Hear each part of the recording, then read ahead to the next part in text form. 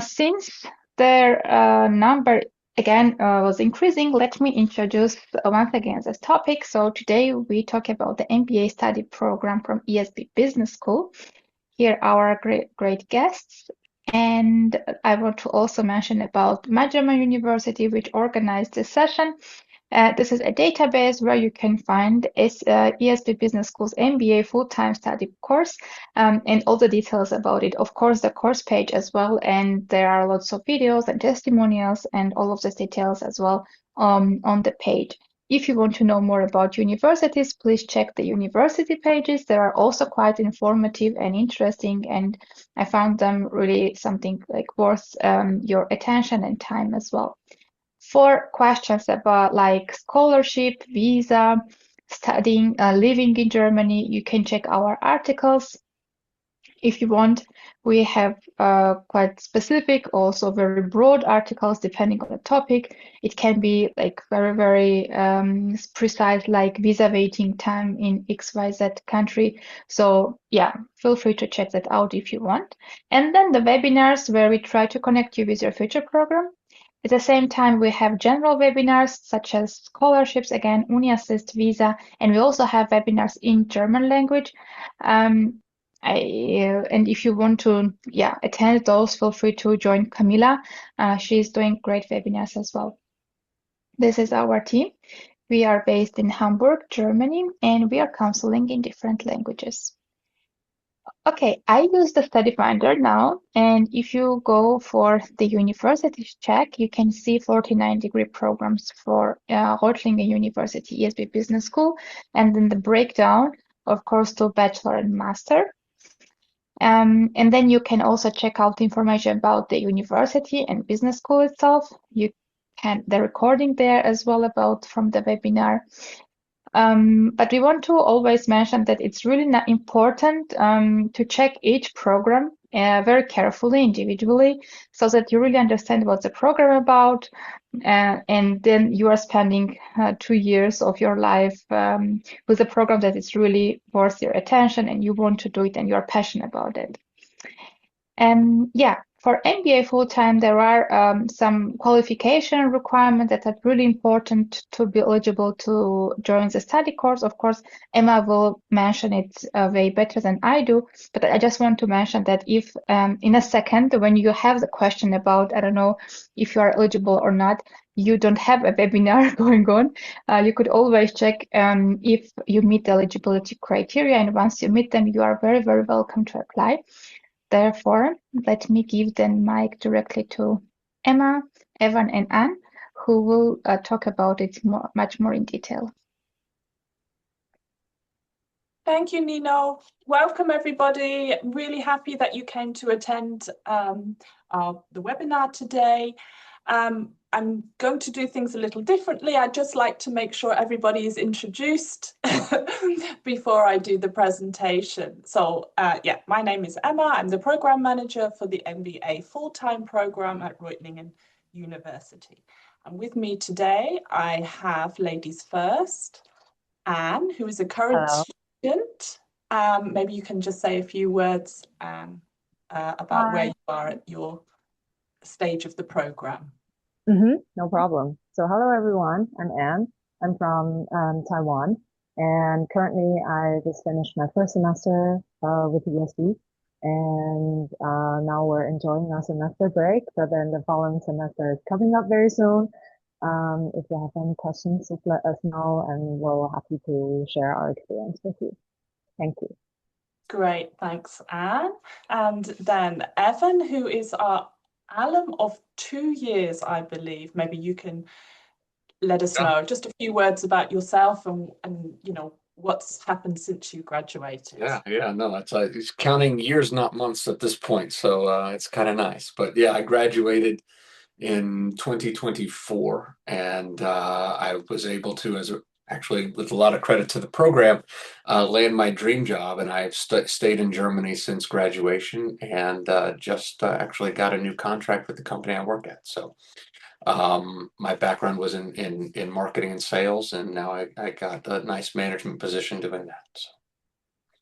Great, thank you, Evan. Okay, so without further ado,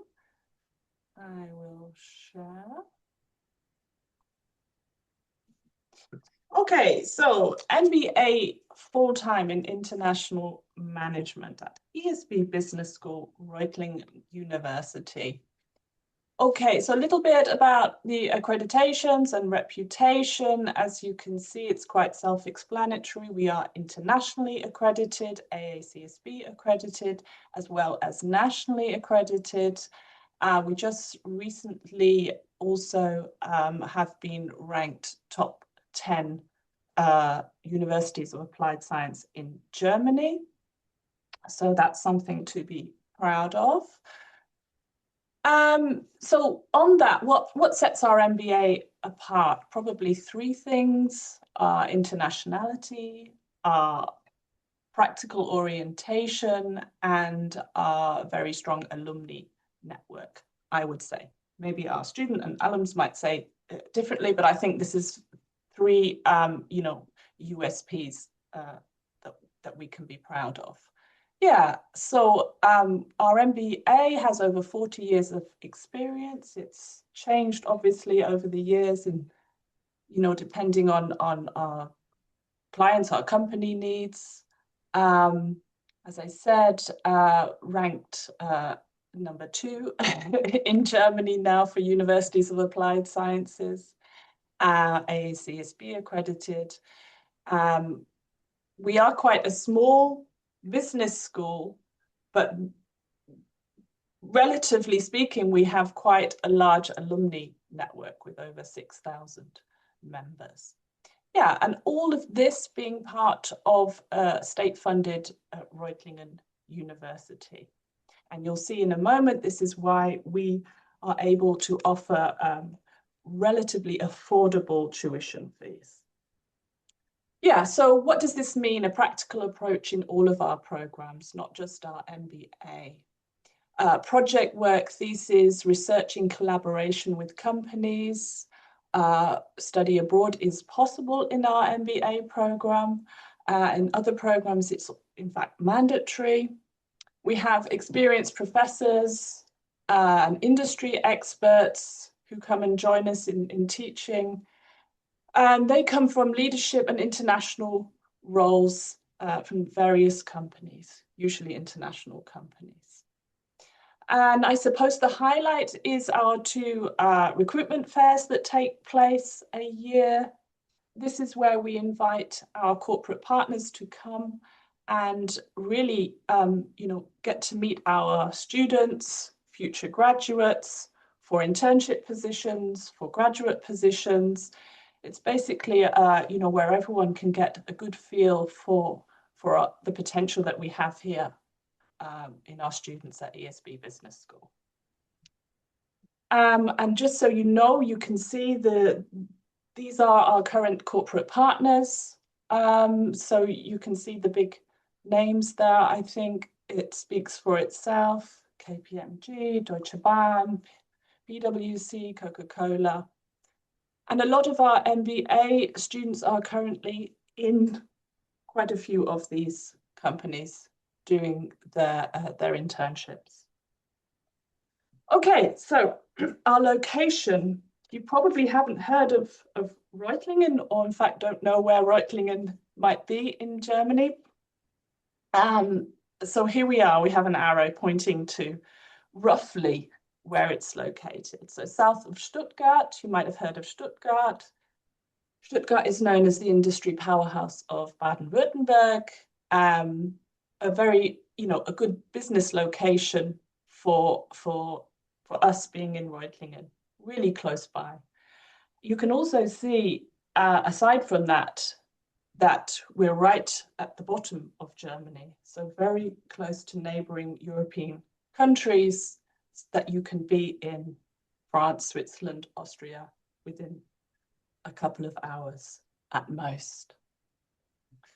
And just some pretty pictures, because it's nice to see, you really do get to see all 4 seasons here in Reutlingen. This is probably the most famous picture on the left there of the Reutlingen city centre. That's the gateway to Reutlingen, the Tübinger Tor.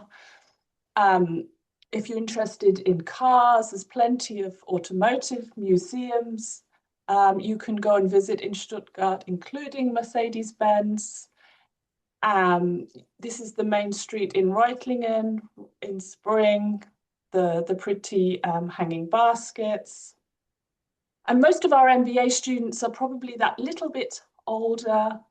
If you're looking for a little bit more of a quiet life or experiencing the nature, plenty of hill walking for you, plenty of castles to visit. I think it is the region with the most castles. If I can just add one thing to the Reutlingen location, because I know, but I'd never heard of it before I moved here. You can be anywhere and do anything within a short distance. I think you alluded to that, Emma, and that's the beauty, because Metzingen is a shopping mecca in Germany, and it's 2 train exits are 15 minutes east of us. Tübingen is a younger city with a vibe, and it's a little bit larger. It's a university city, and that's 2 exits west of us.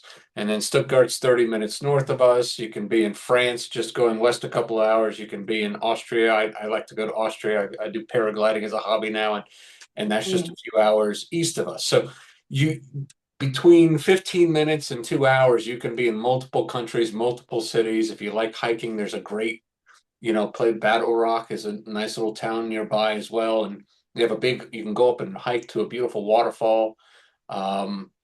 There's just tons to do right in the area, and you're kind of in the middle of it. So, I would just emphasize that there's stuff to do in Reutlingen, and you're really not far from anything you could want to do. Thank you for that, Evan. This is why you're here. Yeah. And Anne, what have you managed to see so far? So, Anne, you've been here for a semester, let's say. Any highlights for you in terms of where you've visited? I have to disappoint you here, Emma. Unfortunately, the first semester for the MBA program was really intense. But I would say it's good. It's a great advantage. We will go into details a bit more, but I agree with Evan. I go to Austria quite often as well, and as both mentioned, that Reutlingen is actually really convenient. As an Asian city person, before I came to Germany, I was also a little bit intimidated by the location. But the beauty of small towns in Germany is that you have everything in a small place. So even though it's a little bit remote, but you can get whatever you need or want. And also it's like pretty convenient in some ways. So don't be too afraid of it, or no concern, I would say. Great. Thank you. Yes, the first semester is pretty intense, but that's why we have a nice semester break. Okay, so coming to that, first of all, if you after this session are interested in our MBA, what are the prerequisites? So what do we require from you? A bachelor's degree, a minimum 2 years professional experience post-bachelor. Now this really is a minimum. An average of 5-6 would be, I suppose, that would be the average we're looking at when you take the more experienced and those with a minimum of 2. But it's the overall package that we're looking at. So B2 level English is required, or you're a native speaker, English speaker, or you have studied your bachelor's in the English language. So the language or the medium of instruction was in English.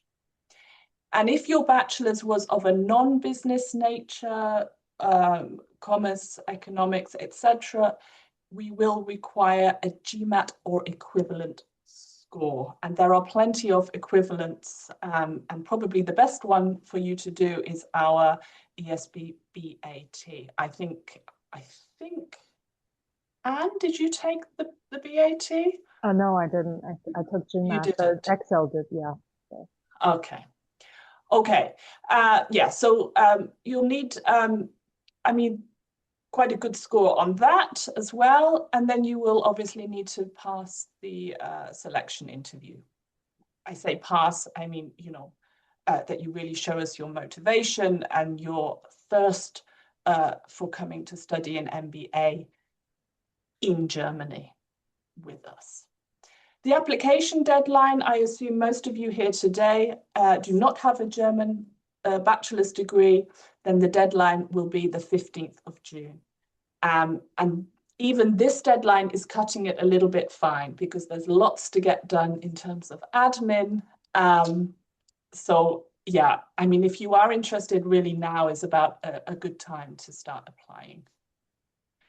The course is 18 months, 3 semesters, and this includes, so you have your 1 year on campus, and then from then you pretty much can spend the time in your placement, doing your enterprise project, and then the capstone thesis. I'll talk about that in a moment. Credits, 90 credits. Language of instruction is English, but we have mandatory German classes for those of you who don't have C1 level German. The average number of places is 25, but we started this year with 27, and 5 students are joining us for the 2nd semester. So we will be in total 32.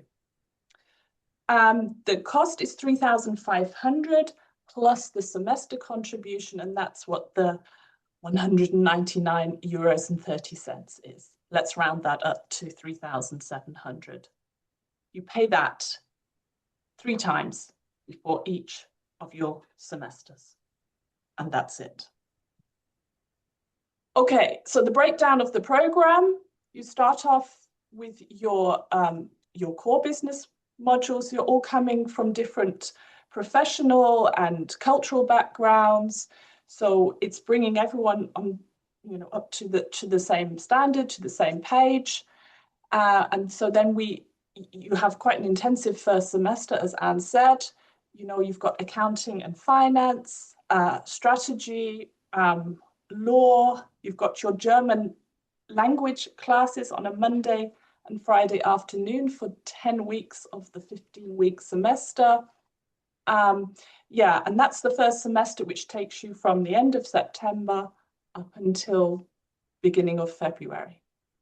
Then you have a semester break, and then it's time really to start thinking about what specialization courses you want to do. We call them electives here in Germany. This is our current offering.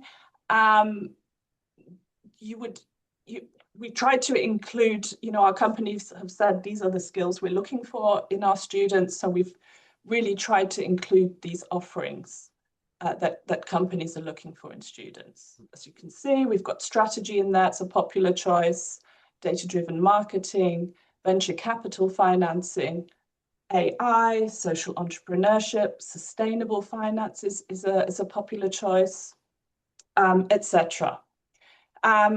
And so you choose 4 of those electives, you continue with your German classes, and then we also help you with later on with writing your thesis. We run a business research methods course throughout the 2nd semester. So you're really informed. A lot of you might have been out of academia for a while. And so this course is designed to help you get familiar with what is needed for writing a thesis, or the thesis that you will need to write later on. Yeah, so the 1st and the 2nd semester are on-campus classes, and then you go into, hopefully you've got yourself organized and you've got an internship waiting for you. Let's not call it an internship, company placement at MBA level. Yeah, and you can pretty much start that after your last 2nd semester class. Yeah.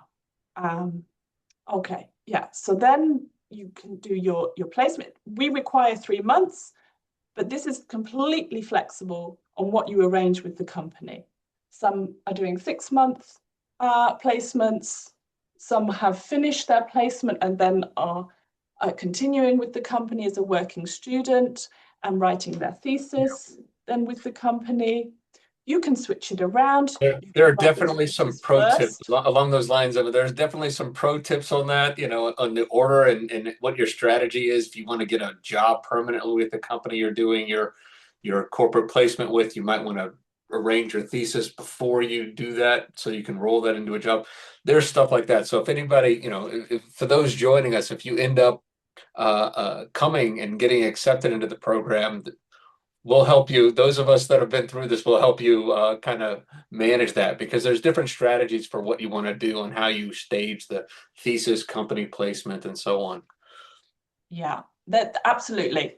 That's great, Evan. There's complete flexibility there as well. I think the last from one batch, about 4 of them did their thesis first. And while they were doing their thesis, then they were applying to companies. Yeah, others did their placement, and then a couple got their placements converted into permanent roles. And we're still waiting for these to write their thesis. This can happen as well, is that if you do get a permanent position, beware. It's great, fantastic.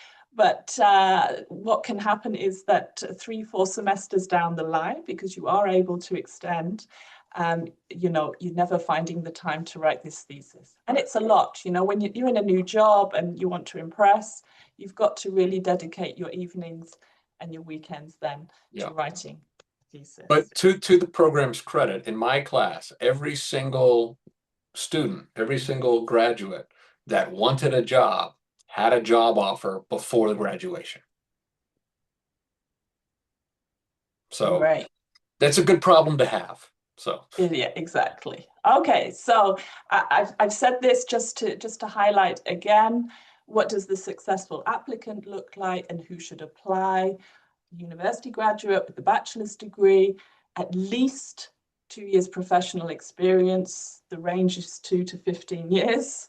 It's quite a broad range. But most importantly, I think you need to come to us with a real desire to expand your knowledge. You've got to be curious, inquisitive.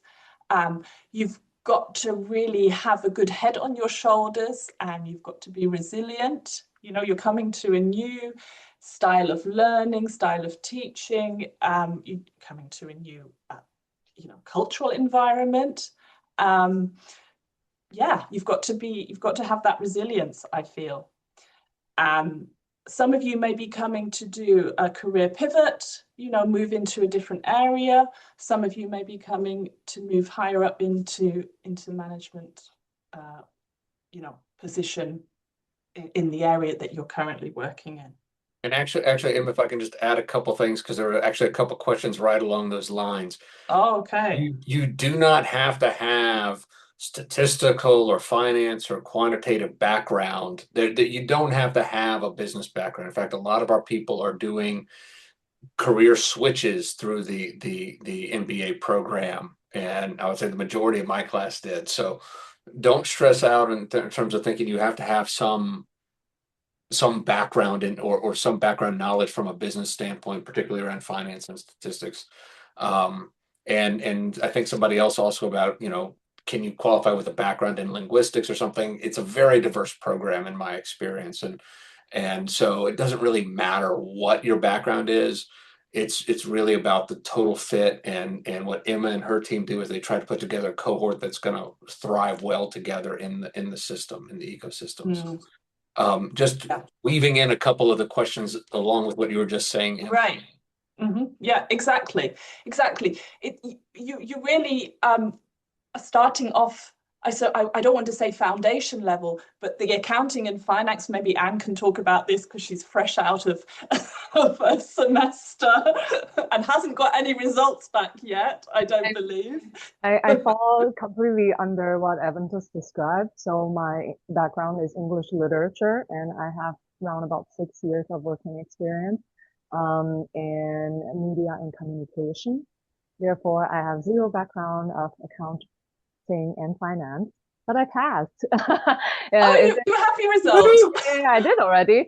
But the great thing is both professors are super experienced, and they cut down their content into bite-sized pieces. They explain everything super well. So yes, I had to work very hard on that, but I'm pretty sure if I can do it, everyone could do it. So like what Evan mentioned, no stress. The professors are prepared for all kinds of backgrounds of students. And yeah, if you're resilient or hardworking, I'm pretty sure it's no problem. Excellent. Yeah, exactly. Good to hear that you passed, Anne. So everyone's got the results back. Okay, so after that, if you're interested, it's quite simple to apply. You go to our homepage, not to the ESB homepage, to the MBA Full-Time program, scroll down. There's quite a bit of scrolling that needs to be done. And then you arrive at our bit that says apply now, and you fill out this, from this link, you fill out the online form and upload these relevant documents, which I think I talked about: your CV, motivation letter, copy of your undergraduate degree, just a copy at this stage. If required, GMAT, GRE, one of those. Verification of 2 years professional experience. This is just a letter from your previous or current employer stating the duration of employment. And if required, also proof of at least B2 level English. Okay. For those of you, I assume maybe we have a few who have an Indian bachelor's degree. If you do have an Indian bachelor's degree, a Vietnamese bachelor's degree, or a Chinese bachelor's degree, I'm afraid you have to go through an extra verification process, and you have to do this first before you do the verification process here. So to allow you, I think Nino there's different webinars you can go to hear it all about it, but to allow you to study at a University of Applied Sciences in Germany, if your bachelor's is from India, Vietnam, or China, you have to apply for APS verification. And this, I think the process has been sped up, but you have to account for the fact that it can take quite a long time. So you would need to do that first. The rest of you who have everything but a German bachelor's degree have to get your bachelor's verified from a body in southern Germany called 𝘱𝘢𝘪𝘳𝑗𝑔 Konstanz. I won't talk about that anymore because this is, it's pretty self-explanatory, but the rest of you, if you have an international bachelor's degree and you're interested in coming and joining our MBA program or any of our programs, get this done.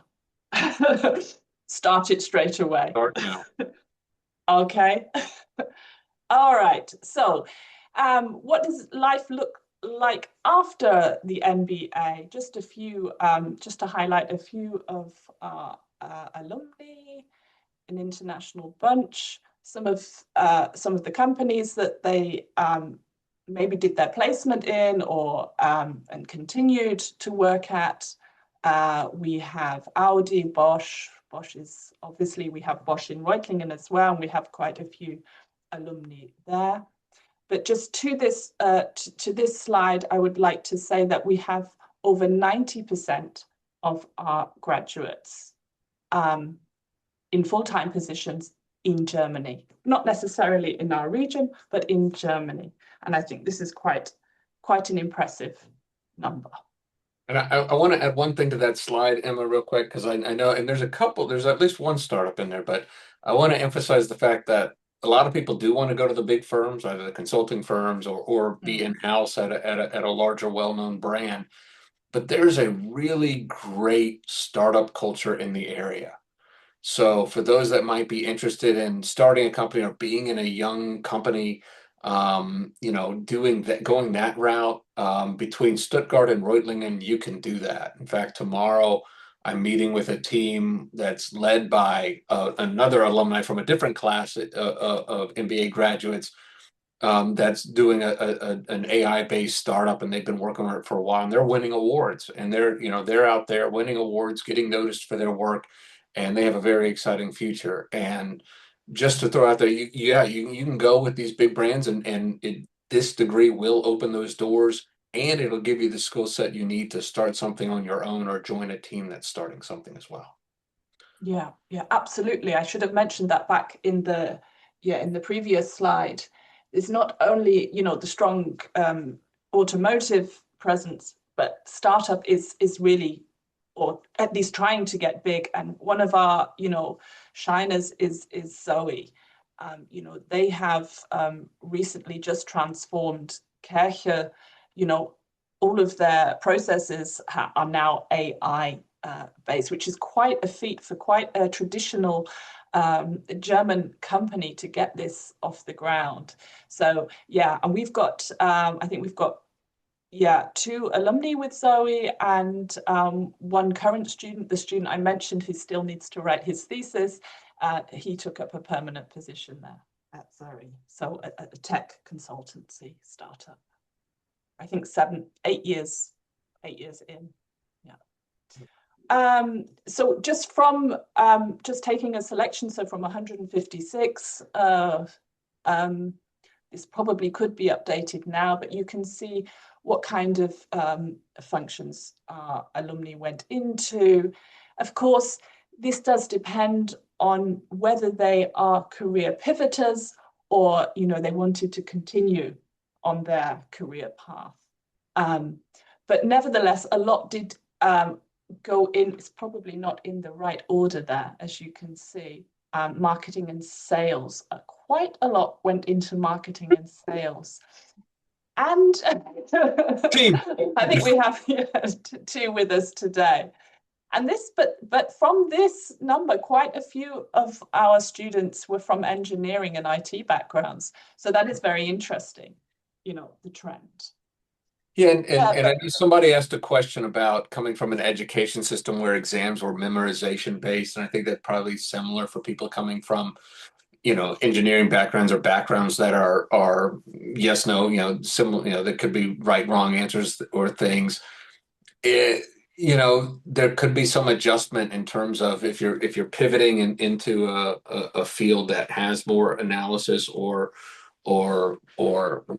group-based case studies and things. But it really comes down to your attitude and commitment to the process, right? You're coming into a cohort, it's going to be group learning. It's not exam based. It's not, well, so take that back. You do have some exams, don't get me wrong.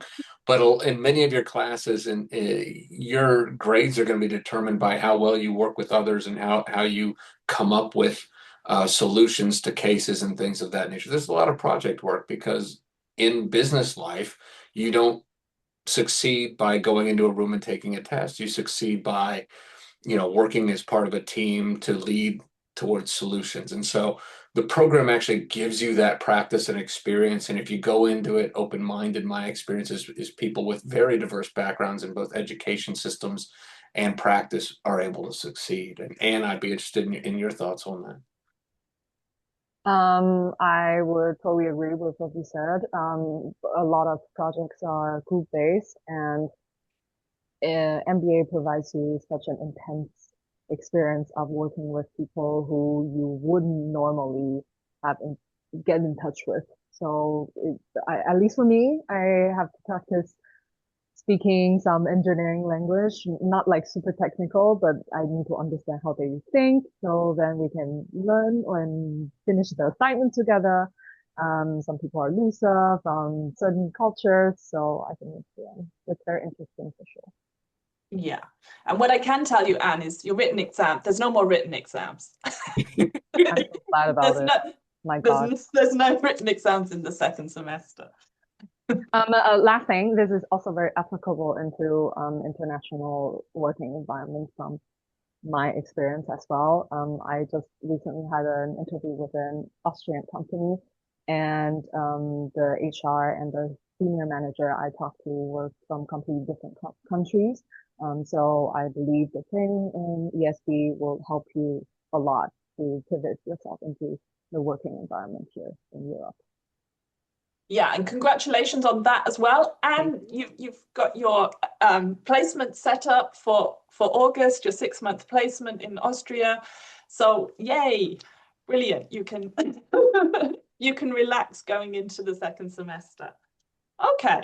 And Emma, real quick, one more thing, and Yeah, this is sure. entirely my fault for my little side tangents that I've been throwing out there. You're very welcome. But we have like six or so really good questions that are in the queue, just so you know, and keeping an eye on the clock. I just want to let you know that there's a lot more questions. Okay, right. Well, I'm going to wind up now. I just wanted to highlight, you know, our alumni and the different areas that they have gone into. This is Elliot. He has gone up into the area of startup.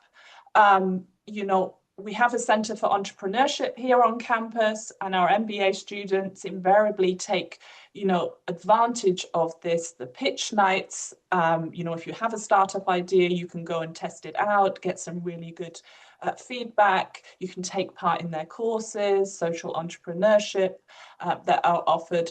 He did this.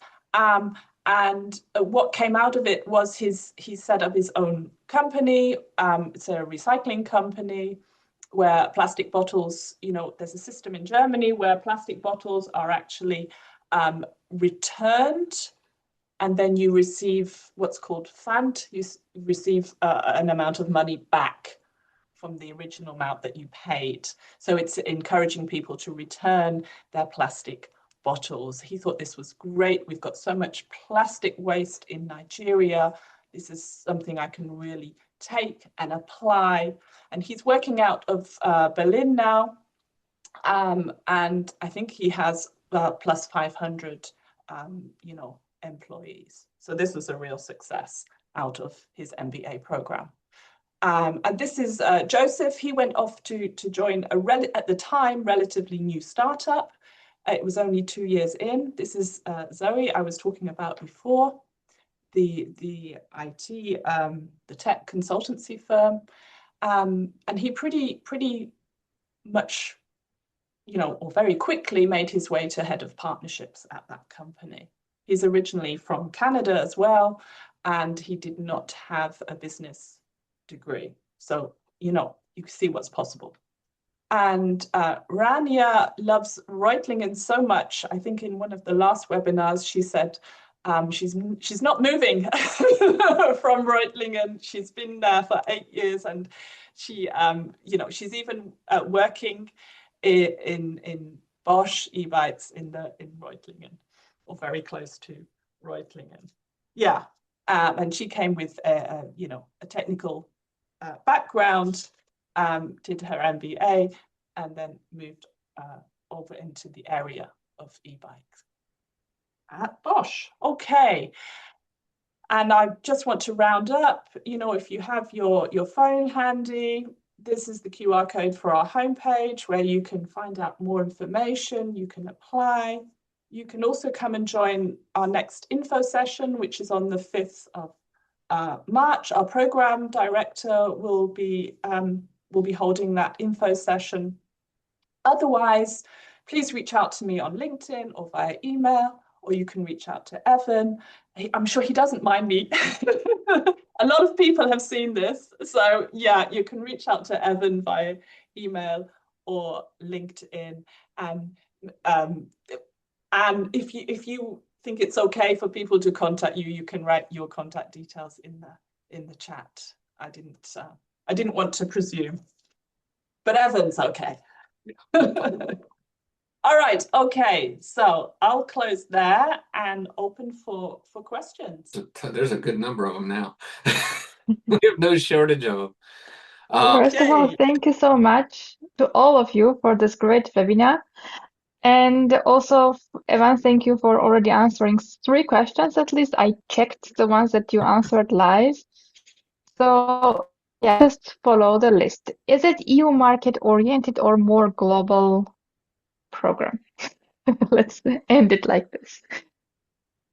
Are the courses more EU market business oriented or concepts and so on? Is it EU or global? And there's another question a little further down that talks about how closely is it connected to industry in terms of consulting projects, internships, or company partnerships? So I think we probably combine those.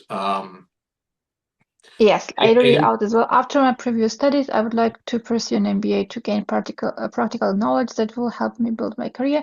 How closely is the MBA connected to industry, especially in terms of consulting projects, internships, or company partnerships? there's a lot of pieces to that, and I would add that I would suggest that you cover a lot of ground, right? So in your finance and accounting classes, you're going to be talking about the things you need to do for EU compliance, but they also mention GAAP and stuff in the US and some other pieces. Law, I think you get a good mix. And then a lot of the business foundational thing are business principles and foundational business concepts that you'll need no matter where you're operating. It's been a while since I've been in the fairs, but I will say that when I was there, and Anne, I'd love for you to give your perspective, between the guest speakers and and the company engagement with the all the professors are well connected. They're not just behind the desk people. These are people that have worked in industry. They bring in great guest speakers. They have cases from real industry.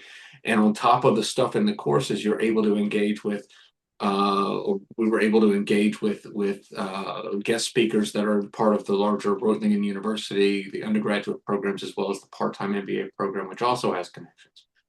In addition to that, you have school clubs, and I participated in one of them where we did a consulting project. It was the student consulting group, and we did it for one of the largest manufacturers in Europe, 𝘱𝘥𝘷𝘦𝘳𝘴𝘪𝘈. And so you have plenty of opportunities through student clubs, through the university, through the MBA full-time program to connect with industry, and it was always there. It was just a matter of taking the opportunities. In terms of global or EU based, I'm not sure, Anne, can you, just because you're fresh out of your first semester, I mean, the second semester looks a little bit different, but maybe are you able to comment on that? I would like to know more about the expectation, because for business, like EU oriented or international oriented, I'm a little bit unsure how to tackle that. But I will give two examples if you're asking if the program is close to real world working environments, if I may answer the question. Let's go with that, yeah. So two examples from my side. First of all, our accounting professor is from Siemens, and the program he teaches equipped me to understand and to answer some questions in my interview with the Austrian company. And since it's a strategic role, we actually work a lot with financial paper and statistics. Therefore, I could understand what the senior manager was talking about.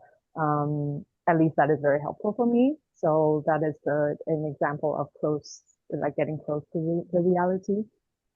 Second will be my final presentation for my business strategy course. It's a presentation that we have to do, and we have to do in 8 minutes, and we have to give recommendations to the CEO of the company. And it's a company that is in Stuttgart, an AI cloud service company that is focused on logistics.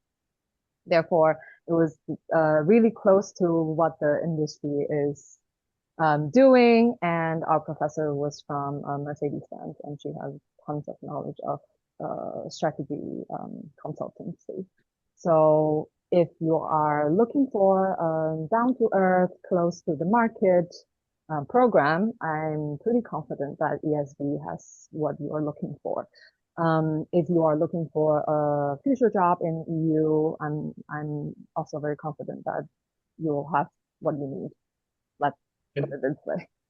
Yeah, I think that's a great way to put it in. And I would just add that, a lot of our people go work for multinational corporations, and the ability to it means you have to have an understanding of international law. You have to understanding of different accounting practices around the world and how you manage that, and business law, both internationally and in Europe. So the program teaches you those things so that you can, you can work in an international context. And also, you don't learn only in the classroom. In the previous semester, we had a guest lecture from the CEO of 𝘱𝘢𝘪𝘱, and not only he came, but also his team came. So we could network with the team and gain some insights from the team themselves. Therefore, that was really helpful. And in the next semester, we are going to have a couple company excursions. In fact, next week, we're going to Munich to visit an AI company. Yeah, so therefore, if this is an experience that you are looking for, or this is meeting your expectation, then yeah, please come. Yeah, we have SAP is booked as well for June. Oh yeah, that is true. SAP is yeah. Good. Okay. I was going to say, some go of the ahead. questions are pretty easy to answer in writing with follow-up, but some of these are a little more complicated, like the coming to Germany alone, and do international students usually struggle socially in the beginning? And Anne, you've been dealing with this a lot more recently than me. What are your thoughts?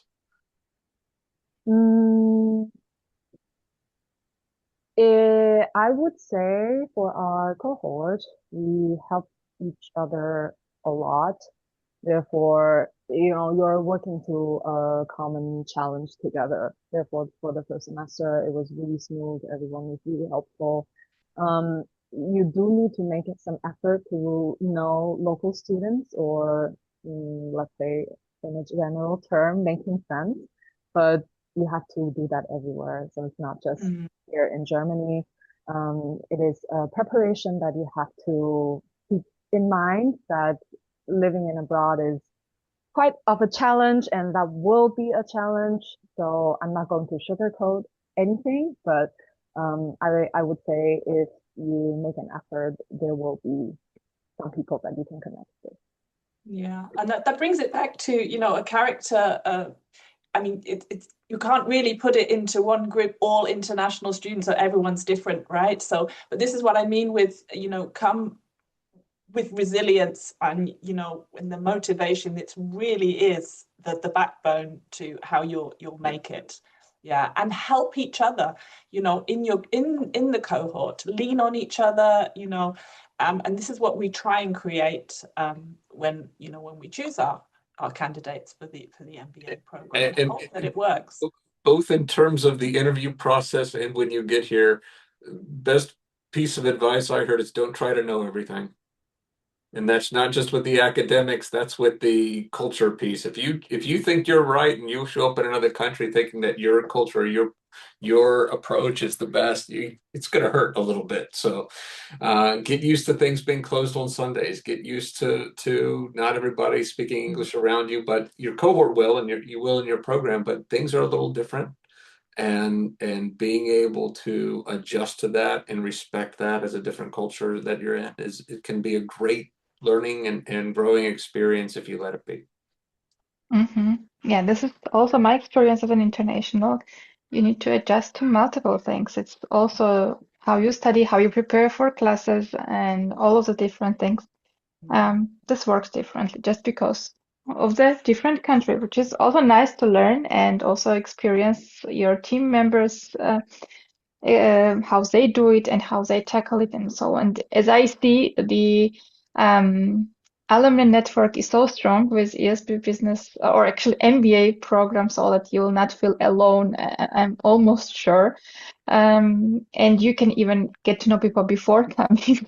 If you're joining now to the webinar and then you connect with them, you already know somebody when you come.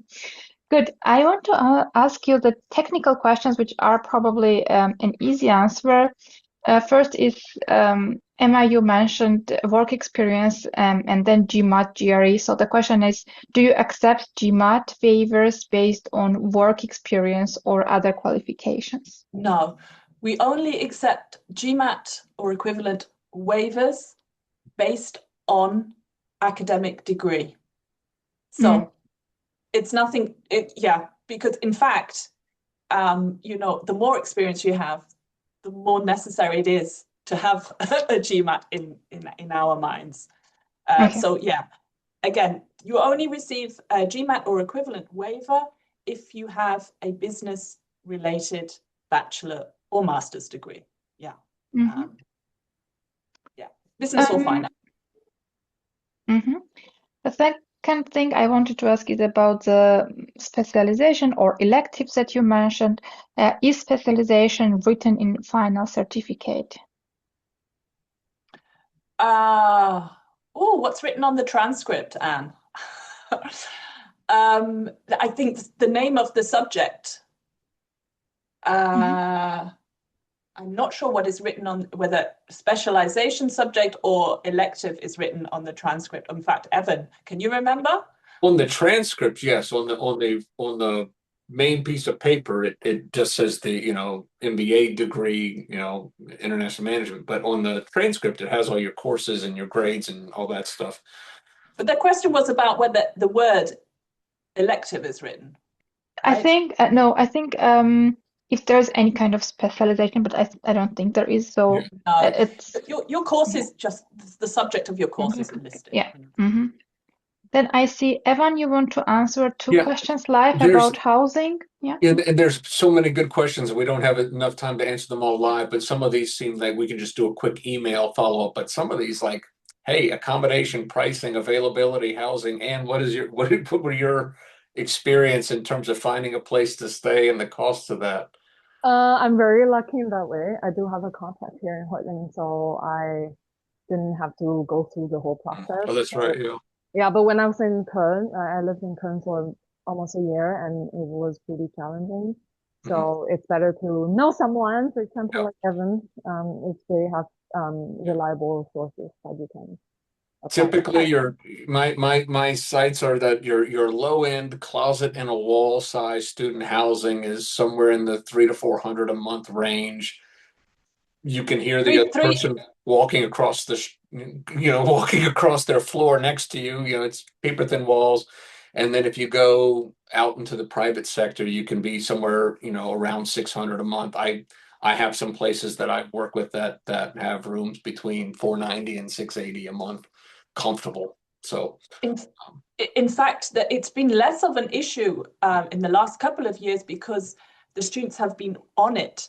You know, they have networked with the more senior students, and some have done sort of subletting, or they've really helped out. And I can put you in touch. The best way is to put you in touch with our current students who've gone through that, which is the best. And you've got to stay, I think, every 2 weeks. Once you get your letter of acceptance, then you can apply. It's all on the university homepage, all the respective dorms that are available, and you just have to stay, you know, check in every 2 weeks on that on the website.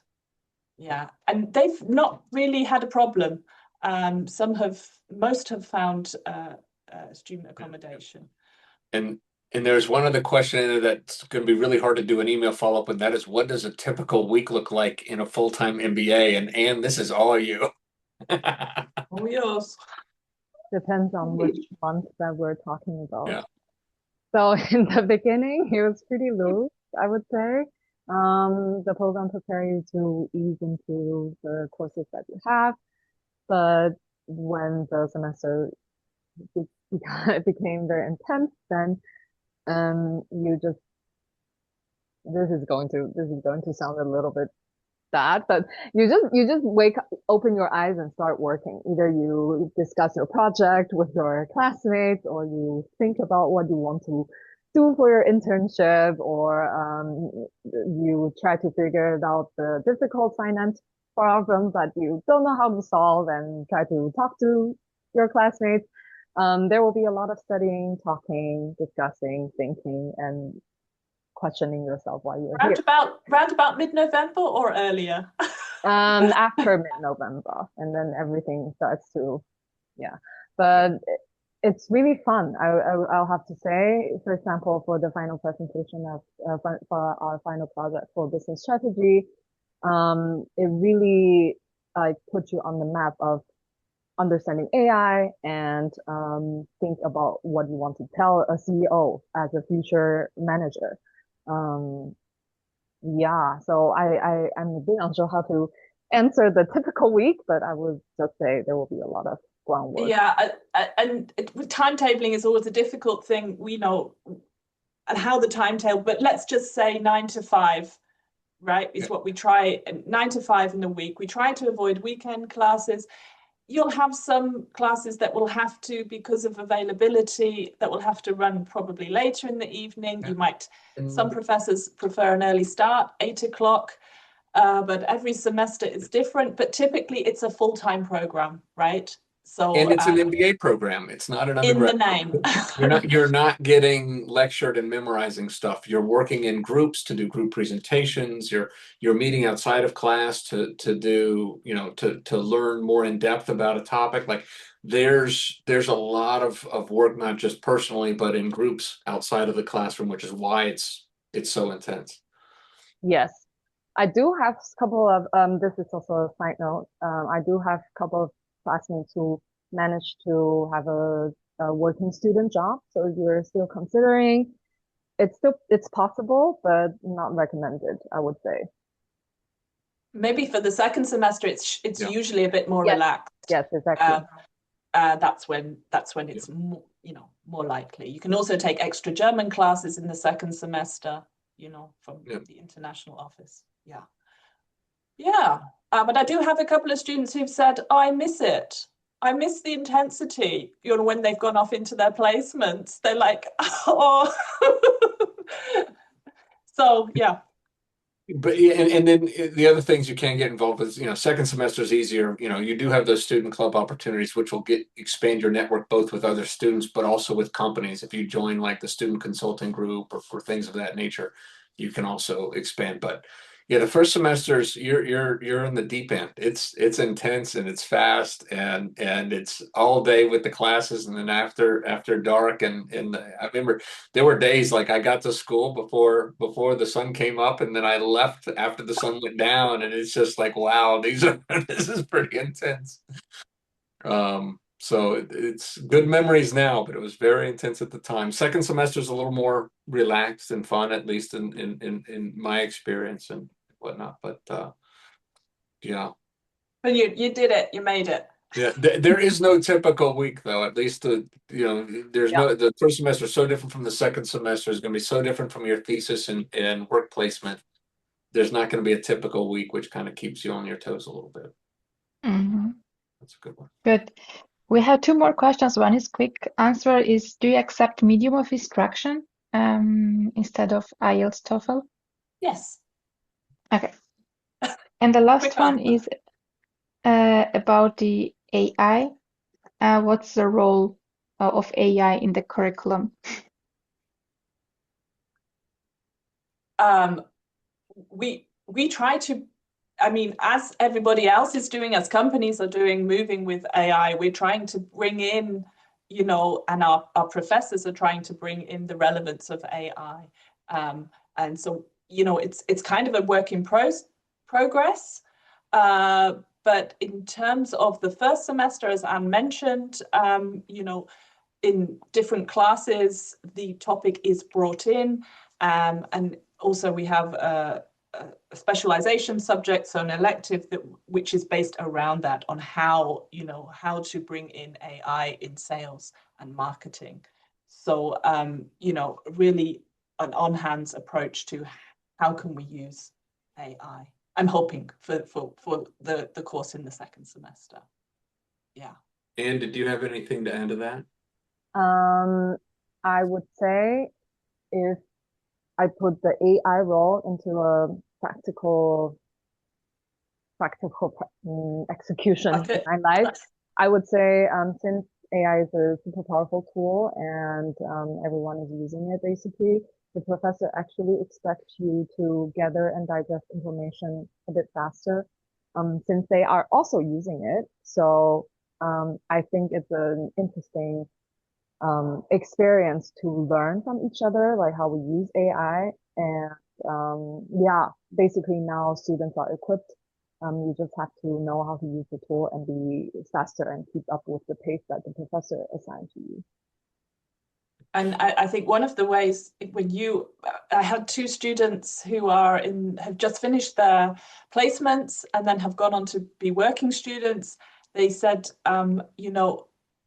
until it clicked and they have actually got the AI tool in place in terms of, how to get their CV right for applications, they're actually using it, and 100% success rate. So it's for everybody.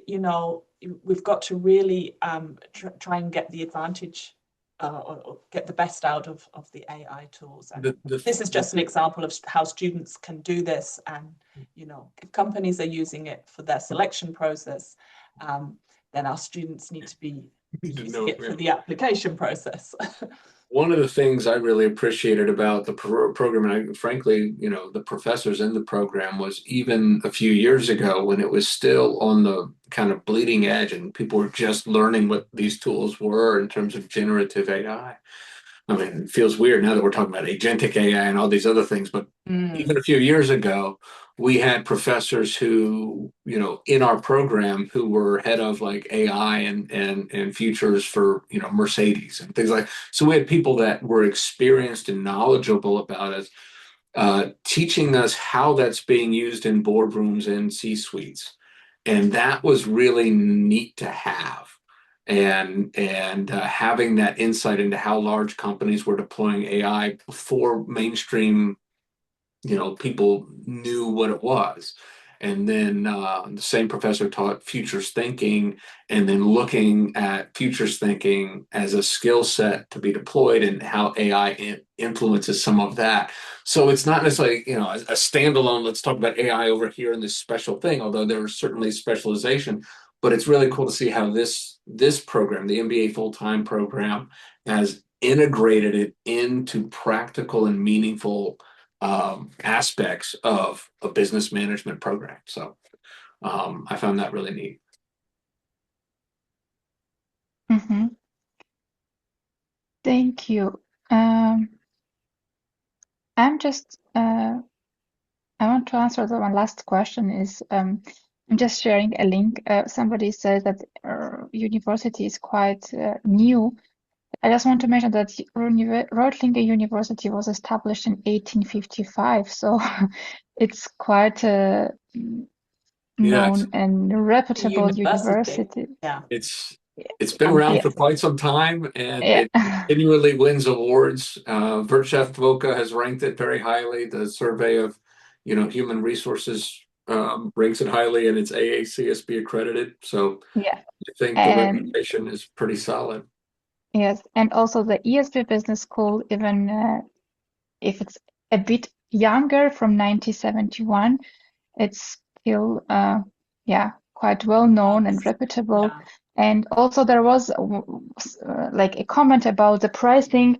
Yes, we know that at the public universities, the study courses are free of charge without tuition, but believe me, or also other people, the MBA programs in Germany, and this one especially, is quite affordable compared to the ones in the US, the UK, or even other within the Europe countries, even in France and so on. So of course you need to invest in case you want to. Otherwise, you could also apply for regular business administration programs, which you could also find in.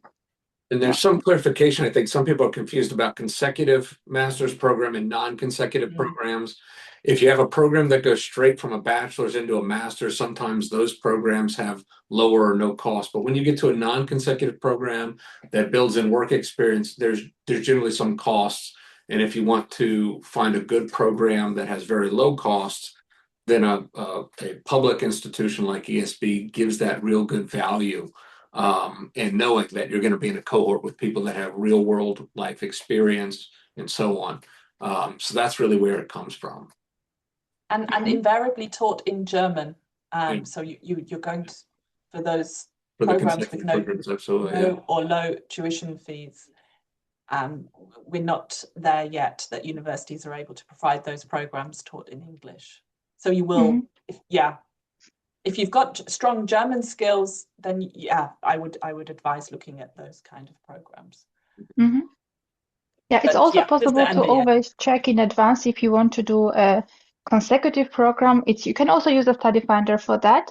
And there is a special section for MBAs. It's another special section for specifically from public university without tuition fee. So there are options, but I think even for MBAs, this price is quite reasonable. So yeah. Of course, this is my opinion, but at least Evan and Anne also agree because they did this program. And also, I would like to contribute a small story about the reputation of the school. So public university in Germany is pretty common. A lot of locals just go to public universities or 𝘱𝘢𝘪𝘥. That's what we are talking about. The reason why I got the internship opportunity was because my senior manager's manager, like the director, is from Germany, and then he knows ESB. So initially we didn't have this internship opportunity, but then since he saw my CV and then I am from ESB, and then they were willing to give me an opportunity for interview, and then therefore they created this internship opportunity for me. So I understand the tuition fee might seem like a stress for some of the people, but for the investment point of view, I would strongly recommend that this is a well worth paying price. And along the lines of the reputation, I stand by my earlier comment. Everybody in our program, in my class, who wanted a job. Some people wanted to move to another country. Somebody, we had a couple people that wanted to go elsewhere, but every single person in our class who wanted a job had a job offer before they graduated. And I don't know too many MBA programs that can say that. With this positive note and